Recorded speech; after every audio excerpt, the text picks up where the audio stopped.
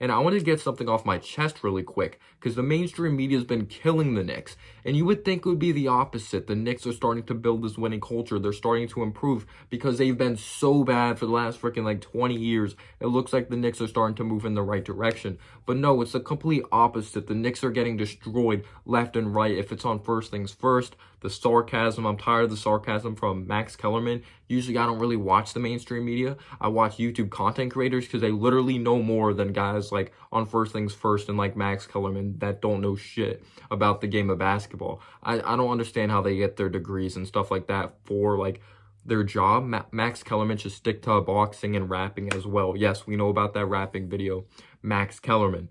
But anyway, when it comes to the mainstream media, they're killing the New York Knicks because they're making fun of them like, oh, New York Knicks fans are celebrating when they're only one game over 500, when there's probably been like a million times in the world a team goes over 500 because they've been bad for such a long time. No one's going to talk about how before Giannis developed into a player, the Bucks were bad. So after the Bucks being bad all those years and then they were finally games over 500, those fans were excited, right? But it wasn't caught on film because it's not the media capital of the world. It's Milwaukee. No one cares about Milwaukee. When Utah was bad, like before the Gordon Hayward era, and they started to like get over 500. Notice how no one talked about that because it's Utah. No one cares about Utah. That's really how it is. No one's going to care about how Karl Anthony Towns first overall pick, Andrew Wiggins, they got in a deal first overall pick. They got their guy D'Angelo Russell, Anthony Edwards, and they're the worst team in the league. They can't develop anything, and they're a poorly run organization with one of the worst owners in sports, who I believe still hasn't retired Kevin Garnett's number.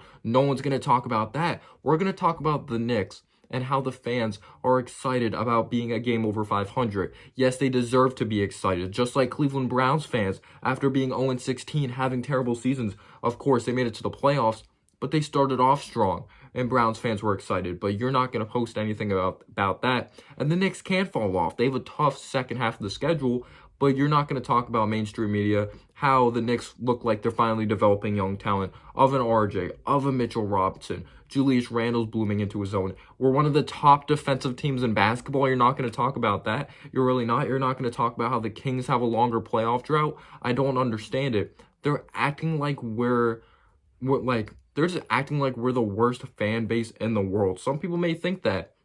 I get it. Someone tweeted out Julius Randle is on the level of like Chris Bosh was in his prime, which I disagree with respectfully. Whoever out there tweeted that.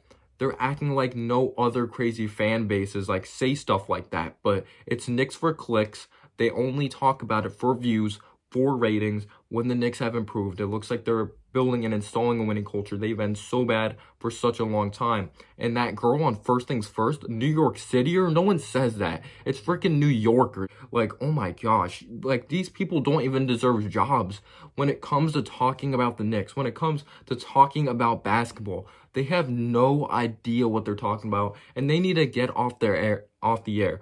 These people on Fox Sports, these people on ESPN, they get paid to talk about the most stupid shit in the world, and it's just unbelievable to me. Like, I get it, we're only one game over 500, and there's still many games left in the season, but are we not just going to talk about how this team has drastically improved defensively with a similar roster?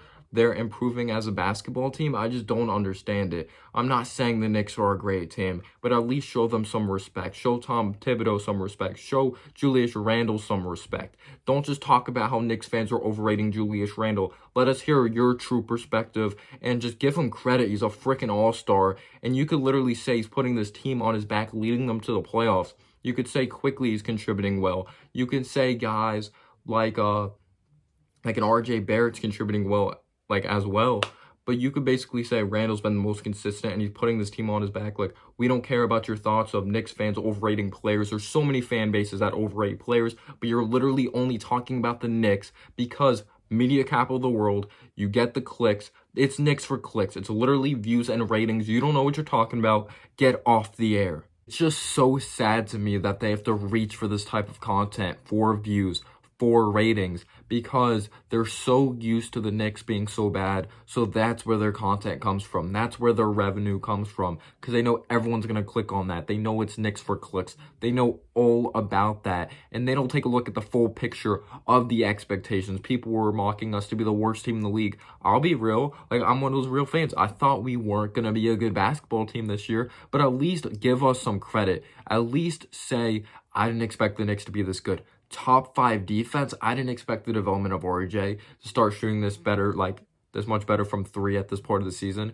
I didn't expect this from Julius Randle to make this big of a leap. And his freaking 7th year or 7th season of his NBA career. It's just like they're acting like the expectations were so high for the Knicks and were disappointing. But no, they're not going to talk about on the air. Are the Celtics in trouble? They're losing and all that. Are the Mavs in trouble? No, it's the Knicks. It's the Knicks. It's the frickin' Knicks. Always. I'm sorry we surpassed your expectations and we may not be in the lottery if we go on to go to the playoffs, but it's very possible we may miss the playoffs because we have a very tough second half schedule and you guys don't get to make fun of us like, oh, they didn't get the first overall pick. These are the same people that we may not even be in the lottery and we may be outside of the lottery, right? Let's say we're like, all right, let's just say we're the 14th pick though, like we are in the lottery and they're going to be like, oh my gosh, like the Pelicans, they had like the same amount of odds and they didn't get it. Like they're those types of people. They really are those types of people when you're projected to have one of the later picks and they're like, oh, the Knicks still didn't get the first overall pick. They made the playoffs for no reason. Shut up.